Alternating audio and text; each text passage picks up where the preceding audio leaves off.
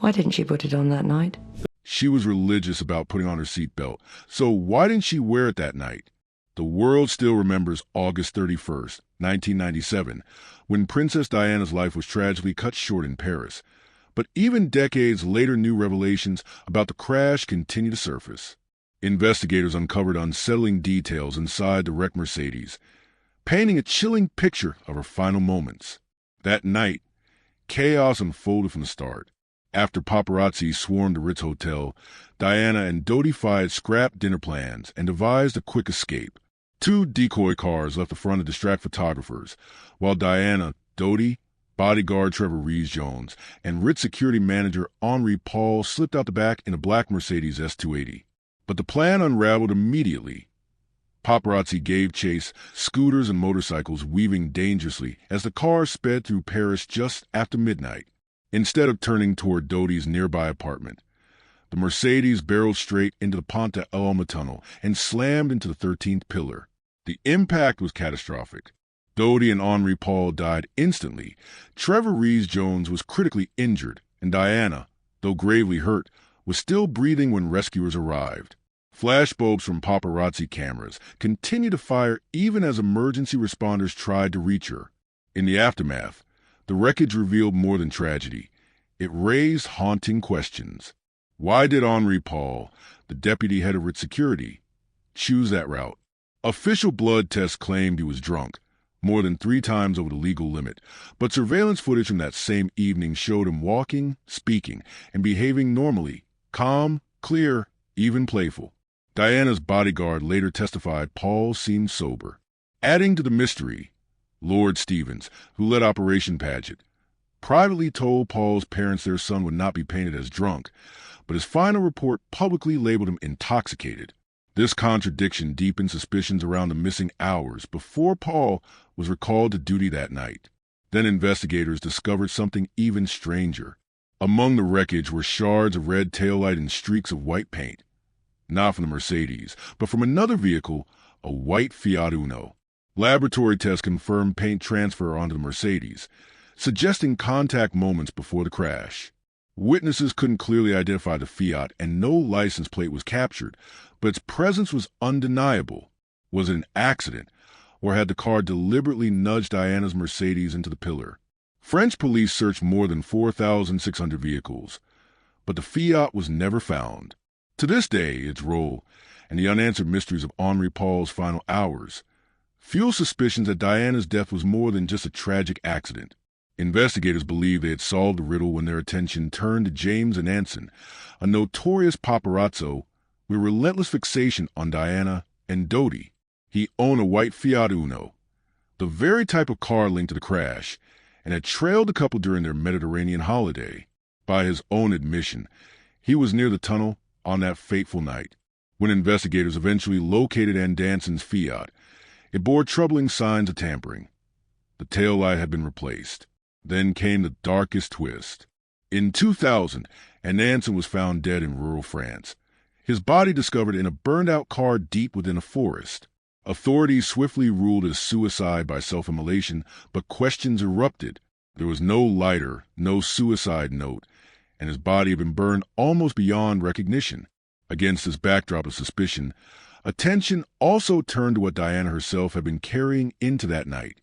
Just hours before the crash, Dodi Fayed had quietly visited Raphael Raposo, one of Paris's most exclusive jewelers. From a famed Dis Moi Oui collection, translated as Say Yes to Me, he chose an elegant gold band. It wasn't extravagant or dripping with diamonds, but simple, refined, a ring that whispered promises rather than flaunted wealth. He had it delivered discreetly to the Ritz and locked in a safety deposit box, a private gesture filled with meaning. Diana had already seen the brochure, and in the aftermath of the crash, the ring became one of the most talked-about objects in the world. Rumors of pregnancy soon followed, fueled by paparazzi photos of Diana in a swimsuit and tabloid claims of a baby bump. Friends described her as glowing, and whispers suggested she had hinted at big news. For some, the narrative was irresistible, an engagement ring, a pregnancy, and a love story destined to defy the royal mold. But forensic tests revealed no signs of pregnancy, and medical records confirmed she was on contraceptives at the time. Friends later testified that while her romance with Dodi was exciting, it was still new, more an escape than a foundation for marriage or family. Yet not everyone accepted this. Dodi's father, Mohammed Al-Fayed, remained convinced that Diana was both pregnant and engaged, insisting the crash was orchestrated by the establishment to prevent a Muslim man from becoming stepfather to a future king. The official inquest, however, examined every claim in painstaking detail. Medical evidence, witness testimony, and physical proof all pointed to the same conclusion. Diana was neither pregnant nor engaged. Still, the symbolism of the ring endures.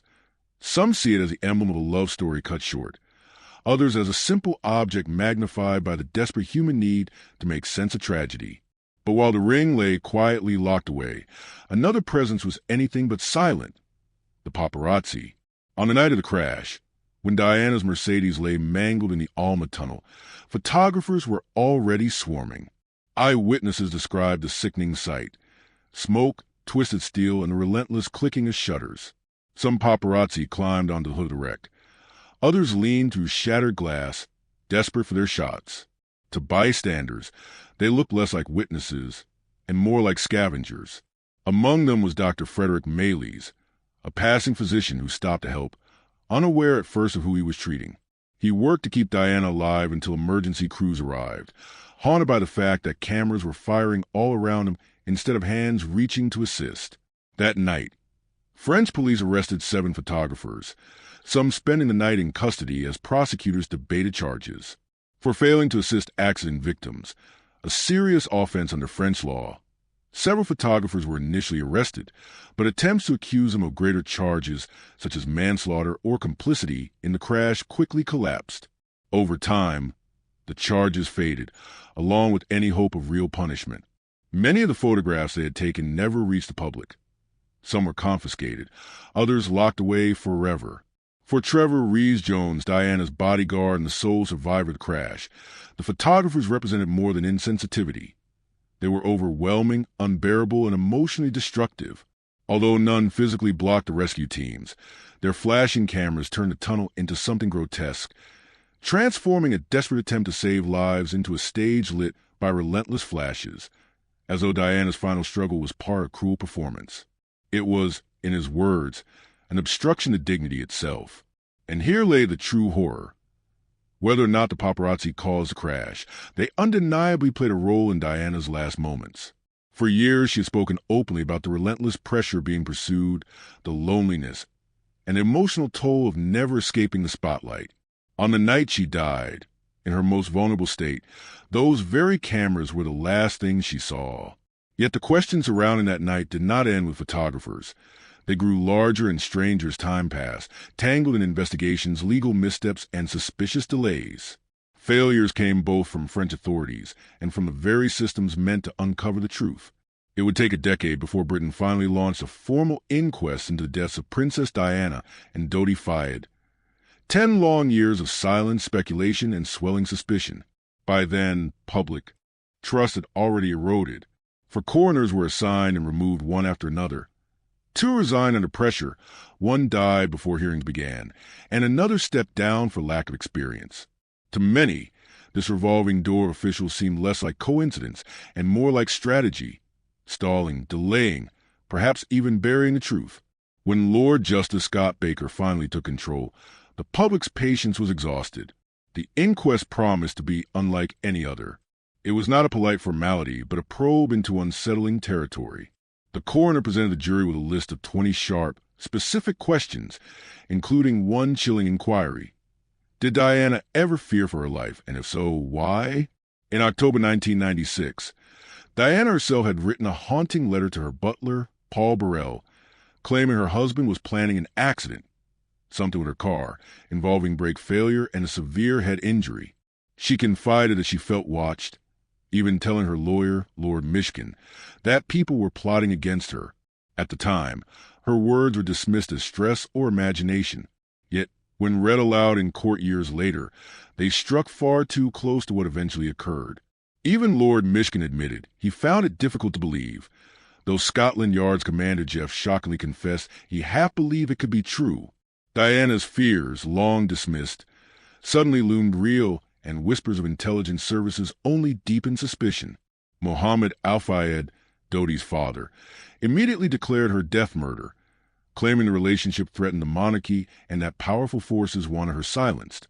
Allegations of tapped phones, MI6 surveillance, and race intelligence records followed, even as Lord Stephen's Operation Paget investigation insisted no assassination plot was found. Suspicion also touched Henri Paul, the rich driver, who had passed ties to French intelligence. The timeline of Diana's medical care became another source of controversy. She remained in the ambulance for 1 hour and 43 minutes before reaching surgery, despite the crash site being only 3 miles from a top trauma hospital.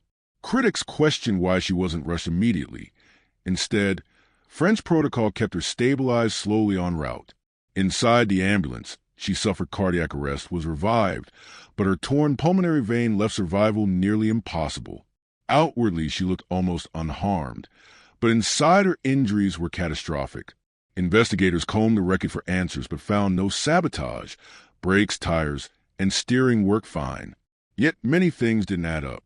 CCTV cameras weren't recording or were turned away. No footage of the Fiat Uno surfaced, nor the crash itself, adding unease. The tunnel reopened to traffic by 10:30 a.m., mere hours later, before all evidence was collected.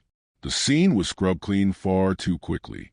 More than 25 years later, Diana's death remains unresolved in the minds of millions. The official conclusion labels it a tragic accident, yet unanswered questions still pile up, leaving the world to wonder what really happened that night in Paris.